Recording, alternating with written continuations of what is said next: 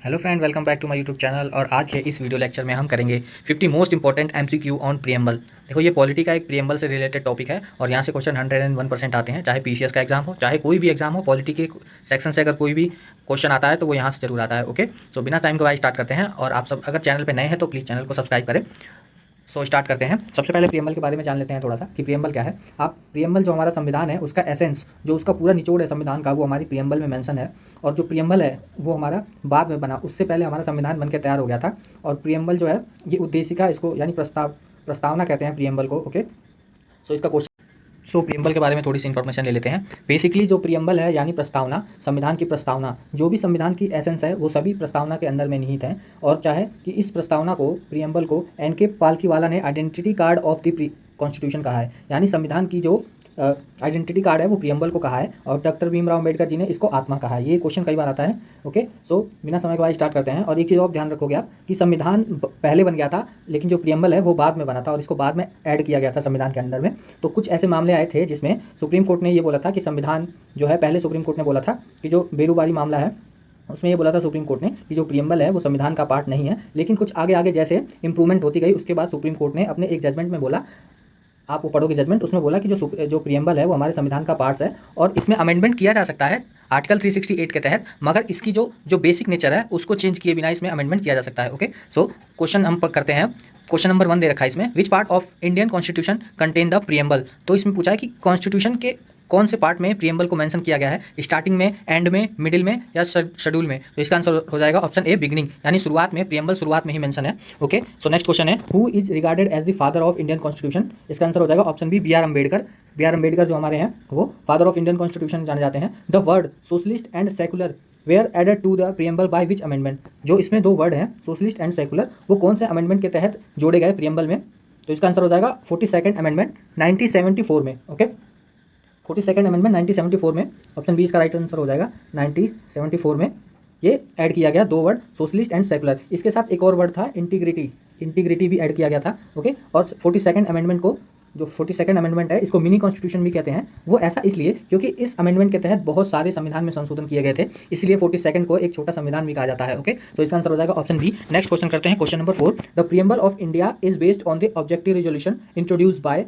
इसका आंसर हो जाएगा ऑप्शन सी, जवाहरलाल नेहरू। जो ऑब्जेक्टिव रिजोल्यूशन है वो किसके द्वारा प्रस्तुत किया गया है, जवाहरलाल नेहरू जी के द्वारा। ओके, ऑप्शन सी इसका राइट आंसर हो जाएगा। नेक्स्ट क्वेश्चन है, question number 5, which word in the preamble signify that India is a free from external control. जो इसमें से कौन सा ऐसा वर्ड है जो कि प्रीएम्बल में सिग्निफाई किया गया है, जिसके थ्रू हमें ये पता लगता है कि जो इंडिया है उस पर किसी और एक्सटर्नल यानी किसी और देश का हाथ नहीं है, यानी वो उसके एक्सटर्नल अफेयर से फ्री है। तो इसका आंसर हो जाएगा सोवर्जन। ऑप्शन सी विल भी राइट आंसर हो जाएगा। इसका मतलब होता है संप्रभुत्व, यानी किसी भी और देश का कंट्रोल हमारे ऊपर नहीं है, चाहे वो हमारा एक्सटर्नल अफेयर हो या फिर कोई सा भी मामला हो। ओके, सो नेक्स्ट क्वेश्चन करते हैं, क्वेश्चन नंबर, बाकी इसमें आप देखोगे थोड़ा सा मैं ये भी बता देता हूँ, जो प्रीएम्बल के जो नेचर अगर क्वेश्चन में पूछ लेता है तो प्रीएम्बल का नेचर होता है SSDR। इसको आप शॉर्ट फॉर्म में याद रखोगे, SSDR। इसका मतलब होता है socialist, secular, सोवर्जन and democratic and Republic. ये इसका नेचर होता है प्रीएम्बल का, socialist, secular, सोवर्जन, democratic and Republic. Okay, ये नेचर होता है प्रीएम्बल का, ये आप याद रखोगे। ये भी क्वेश्चन कई बार आया हुआ है। ओके, सो नेक्स्ट क्वेश्चन करते हैं, 19 से 22 है आर्टिकल। नेक्स्ट क्वेश्चन करते हैं, क्वेश्चन नंबर 6,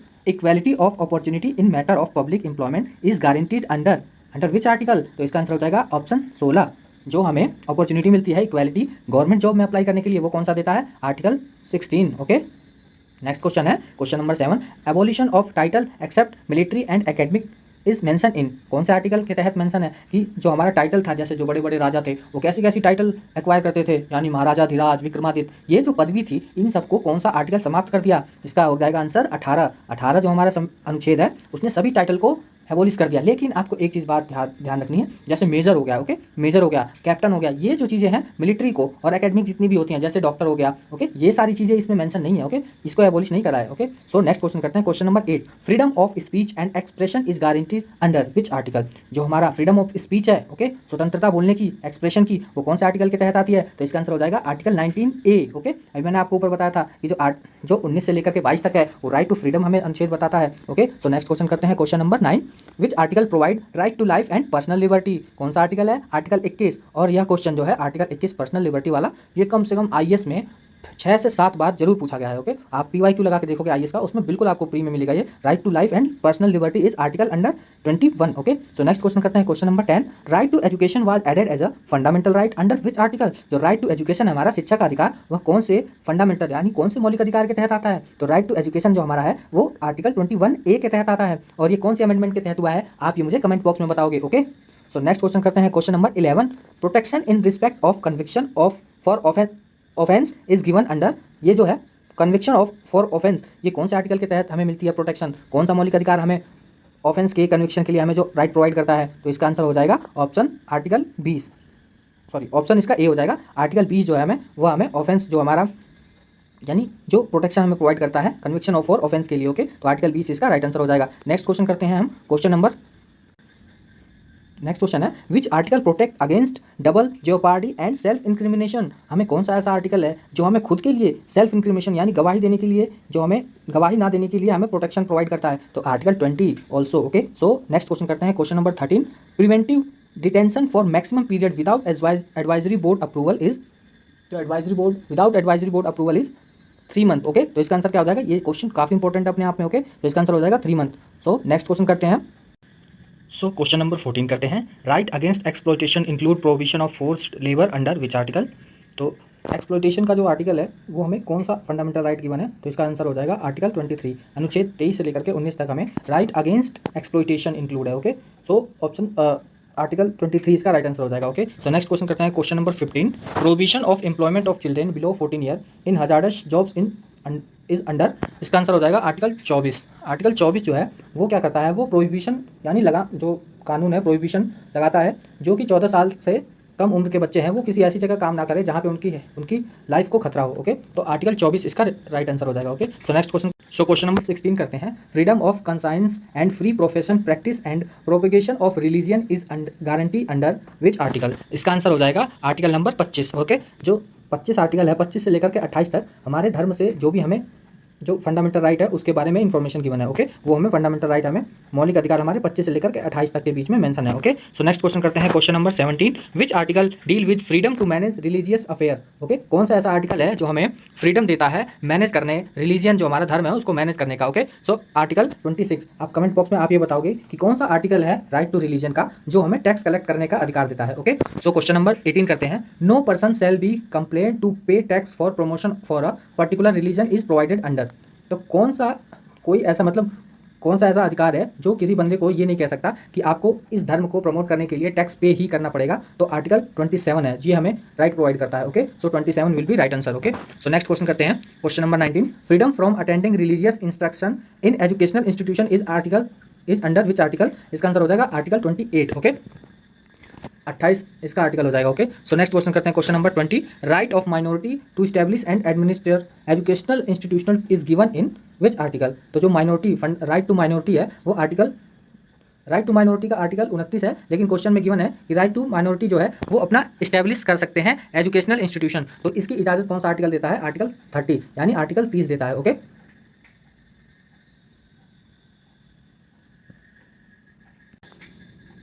सॉरी वो वीडियो बीच में पॉज हो गई थी। ओके, सो क्वेश्चन नंबर 20 में क्या गिवन है, right to minority to establish and administer educational institute is given in. जो माइनॉरिटी को अपने एजुकेशनल इंस्टीट्यूशन इस्टेब्लिश करने के लिए कौन सा फंडामेंटल राइट जो है वो अधिकार देता है। तो आर्टिकल नंबर अनुच्छेद 30 इसका राइट आंसर हो जाएगा। ओके, आर्टिकल 13 है वो जो है वो जो माइनॉरिटी है उनको ये अधिकार देता है कि वह अपने एजुकेशनल इंस्टीट्यूट इस्टेब्लिश कर सके। ओके, और राइट टू माइनॉरिटी से कौन सा रिलेटेड आर्टिकल है, तो article 29। Okay, so next question करते हैं, question number 21। Which article empower the supreme court to issue writs for enforcement of fundamental right. तो ये काफ़ी इंपॉर्टेंट क्वेश्चन अपने आप में, और ये हर बार एग्जामिनर पूछता ही है, क्योंकि ये जो ये आर्टिकल है इसको जो संविधान में जो हमारे फादर ऑफ कॉन्स्टिट्यूशन है डॉक्टर भीमराव अम्बेडकर जी, उन्होंने इसको संविधान की आत्मा कहा है। ओके, सो ये आर्टिकल हो जाएगा आर्टिकल 32। कॉन्स्टिट्यूशनल रेमेडी कौन सी है हमारी, आर्टिकल 32। ओके, इसका आंसर हो जाएगा आर्टिकल 32।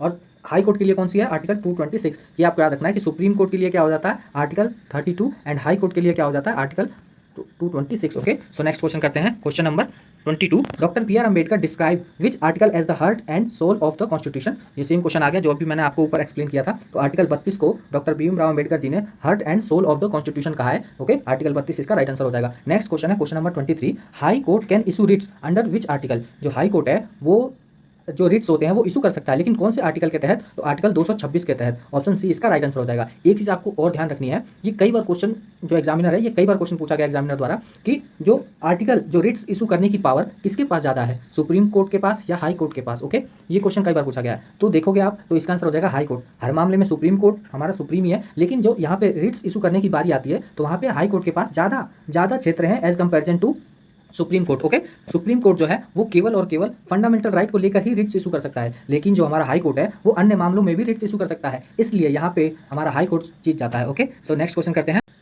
क्वेश्चन नंबर 24 है which of the following is not a writ issue by court. कौन सा इसमें से रिट्स है जो कोर्ट द्वारा इशू नहीं किया जाता? तो इसका आंसर हो जाएगा ऑप्शन डी एड वालोरेम जो दे रखा है इसमें, ये कोई रिट्स नहीं है। ओके, बाकी जो अबव 3 दे रखी है हैबियस कॉर्पस मैंडेमस, ये सभी रिट्स हैं। ओके, 5 टाइप ऑफ रिट्स होती है, 5 तरह की रिट्स होती हैं जो सुप्रीम कोर्ट और हाई कोर्ट जारी करता है। ओके, सो इसका डी आंसर हो जाएगा right. Okay, so question number 25 करते हैं which writs is issue to release a person unlawful detain. अगर किसी व्यक्ति को अवैधानिक तरीके से अगर उसको डिटेन किया जाता है तो कौन सा जो रिट्स है वो कोर्ट जारी करती है? तो इसका आंसर हो जाएगा हैबियस कॉर्पस। ओके, इसका मतलब होता है to have represent the body. Okay, इसका मीन्स क्या होता है? To have represent the body. आपने जिस व्यक्ति को अगर डिटेन किया है उसको लेकर आओ। ओके, सो नेक्स्ट क्वेश्चन है question number 26। Which writs is issued to command a public official to perform a duty. ये इसमें क्या होता है, कई बार जो होता है जो ऑफिसर होते हैं वो अपनी जो ड्यूटी होती है वो अच्छे से परफॉर्म नहीं करते हैं, तो क्या होता है उस टाइम पे जो कोर्ट्स होते हैं वो उनको रिट्स इशू करते हैं। तो उसने पूछा है कौन सा रिट्स इशू करते हैं। ओके, सो इसका आंसर हो जाएगा mandamus. Okay, so next question करते हैं which writs is issue to restrain a lower court from existing its jurisdiction. कई बार ऐसा होता है कि कोई मामले होते हैं वो जैसे मान लो कोई भी संदिग्ध अपराध होता है। ओके, वो उस कोर्ट के एरिया में नहीं है, जैसे डिस्ट्रिक्ट कोर्ट है उसके एरिया में नहीं आता है, तो हाई कोर्ट है वो उससे पूछेगा कि आपने किससे पूछ के ये जो मामला है अपने अंडर लिया है, और उसके लिए जो हाई कोर्ट है वो लोअर कोर्ट को एक रिट्स इशू करता है। ओके, तो इसका आंसर क्या हो जाएगा? प्रोहिबिशन। आपने स्टे का एक ऑप्शन सुना होगा, आप जो भी है जैसे इस प्रॉपर्टी पे स्टे ले लिया किसी ने तो उस पर कोई कार्रवाई नहीं होगी जब तक उस केस की सुनवाई नहीं होती। ओके, तो ये जो मैंडेमस है वो प्रोहिबिशन नहीं होती है, सॉरी जो ये रिट्स है वो प्रोहिबिशन नहीं होती है, इसको स्टे कहते हैं। ओके, तो ऑप्शन डी इसका राइट आंसर हो जाएगा, सॉरी ऑप्शन सी इसका राइट आंसर हो जाएगा प्रोहिबिशन। ओके, तो नेक्स्ट क्वेश्चन करते हैं which writs is issue to quash an order of a lower court. कोई मान लीजिए इसमें क्या होता है, तो इसका आंसर हो जाएगा option B will be right answer होगा। Okay, option B will be right answer. Okay, तो नेक्स्ट क्वेश्चन करते हैं question number 29। Which writs is issue to prevent a person from holding a public official illegally. मान लीजिए कोई government officer है और government कोई ऐसा पद है जिसको किसी ने अनऑथराइज्ड तरीके से उस पद पे धारण उस पद पे बैठा हुआ है, होल्ड कर रखा उसने, तो जो हाई कोर्ट या सुप्रीम कोर्ट है वो क्या करती है वो एक रिट्स इशू करती है और उससे पूछती है किस अधिकार से आप इस पद पे बैठे हुए हो। तो ये कौन सा रिट्स होता है? को वारंटो। ओके, तो ऑप्शन सी इसका राइट आंसर हो जाएगा। तो नेक्स्ट क्वेश्चन करते हैं question number 30। Which fundamental right was removed by the 44th constitutional amendment 1978। Okay, और ये क्वेश्चन काफी इंपॉर्टेंट है बिकॉज ये मैंने क्वेश्चन आपको अभी ऊपर एक्सप्लेन भी किया था कि हमारे जो 7 फंडामेंटल राइट थे इनिशियली, उनमें से कौन सा ऐसा जो फंडामेंटल राइट था हमारा वो 44th 1978 अमेंडमेंट के तहत हटाया गया था। तो इसका आंसर हो जाएगा राइट टू प्रॉपर्टी। ओके, ये हमारा 7th right to property. Okay, ये हमारा क्या था? सेवंथ नंबर का फंडामेंटल राइट था। ओके, अभी करंटली कितने हैं? 6th। ये चीज़ आपको ध्यान रखनी है, ये बेसिक से क्वेश्चन है लेकिन ये जब एग्जाम में आते हैं तो कंफ्यूज होकर हम गलत मार्क कर देते हैं। ओके, सो नेक्स्ट क्वेश्चन करते हैं question number 31। Right to property is now a legal right under which article. तो इसका आंसर हो जाएगा आर्टिकल 300A। ये मैंने आपको ऊपर भी एक्सप्लेन किया था। ओके, तो आर्टिकल 300A के तहत ये हमारा अभी लीगल राइट है, ना कि फंडामेंटल राइट। ओके, तो नेक्स्ट क्वेश्चन करते हैं question number 32। Directive principle of state policy are mention in which part of the constitution. जो हमारा डीपीएसपी है यानी directive principle of state policy, वो कौन से कॉन्स्टिट्यूशन के पार्ट में मेंशन है? तो इसका आंसर हो जाएगा ऑप्शन सी, चौथे पार्ट में। ओके, थर्ड में क्या था? Fundamental right. अभी मैंने आपसे पूछा था कि कमेंट बॉक्स में इसका जवाब दे, अभी क्वेश्चन ही आगे आ गया। ओके, तो नेक्स्ट क्वेश्चन करते हैं question number 33। The fundamental right are borrowed from which country. जो मौलिक अधिकार है हमने किस देश के संविधान से उधार में लिए हैं? तो इसका आंसर हो जाएगा यूएसए। जो यूएसए है वहां से हमने फंडामेंटल राइट लिया है, तो ऑप्शन ए इसका राइट आंसर हो जाएगा। ओके, और फंडामेंटल ड्यूटीज हमने किस देश से बोरो किया है, किस देश के संविधान से, ये आप कमेंट बॉक्स में बताओगे। ओके, सो अगर आप चैनल पर नए हो तो प्लीज चैनल को सब्सक्राइब करें और इस वीडियो को ज़्यादा से ज़्यादा शेयर करें। ओके, तो करते हैं question. Article 21 has been interpreted to include right to clean environment by. जो आर्टिकल 21 है वो हमें फंडामेंटल राइट, ये हमारा फंडामेंटल राइट है कि हम अपने इन्वायरमेंट को अगर क्लीन नहीं हो तो उसके लिए हम सुप्रीम कोर्ट में जा सकते हैं। तो ये कौन सा आंसर किसने किया था, ये इंटरप्ट किसने किया था, तो सुप्रीम कोर्ट के द्वारा। ओके, तो option B will be right answer. Okay, so next question है, which fundamental right ensure abolition of human trafficking.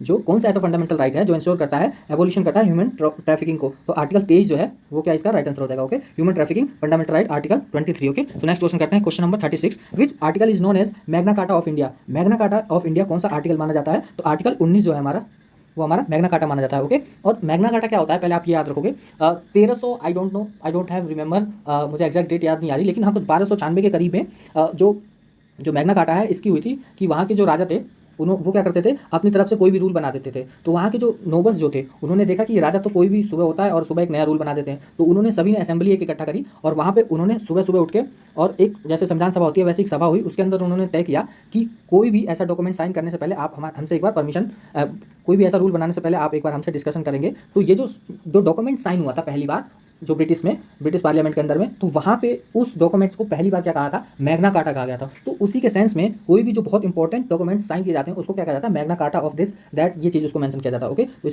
इसकी स्टोरी आपको पता लगी। ओके, सो नेक्स्ट क्वेश्चन करते हैं हम, question number 37, which fundamental right can not be suspended even during emergency. कौन सा ऐसा मौलिक अधिकार है जो आपातकाल के दौरान भी सस्पेंड नहीं किया जा सकता। ये क्वेश्चन काफी इंपॉर्टेंट है। ओके, तो इसका आंसर सिंपल सा आपको याद होना चाहिए, इसका आंसर हो जाएगा राइट टू लाइफ। देखो राइट टू लाइफ हमारा क्या है, हम कैसे जी रहे हैं, हमें अपनी राइट टू फ्रीडम स्पीच, ये सब चीज़ें तो हो सकती हैं सस्पेंडेड कुछ टाइम के लिए इमरजेंसी के लिए, लेकिन जो राइट टू लाइफ है वो नहीं हमसे कोई छीन सकता। ओके, इवन इमरजेंसी के पीरियड के टाइम पे भी। ओके, तो ये हमारा ऑप्शन सी इसका राइट आंसर हो जाएगा। ओके, सो नेक्स्ट क्वेश्चन करते हैं, question number 38, which case made right to education a fundamental right. कौन सा ऐसा केस था जिसने एजुकेशन को फंडामेंटल राइट बनाया था। ओके, तो इसका आंसर हो जाएगा उन्नी कृष्णन केस। ये आपको बहुत इंपॉर्टेंट क्वेश्चन है, ये काफी इंपॉर्टेंट। देखो गोलकनाथ केस सबको याद रहता है, मेनका गांधी केस ये भी सबको याद रहता है, लेकिन जो ये वाला केस है ये मोस्टली बच्चों को पता नहीं होता। ओके, तो ये आपको याद रखना है। सो नेक्स्ट क्वेश्चन करते हैं, question number 39, in which case did the supreme court expand article 21 to include right to privacy.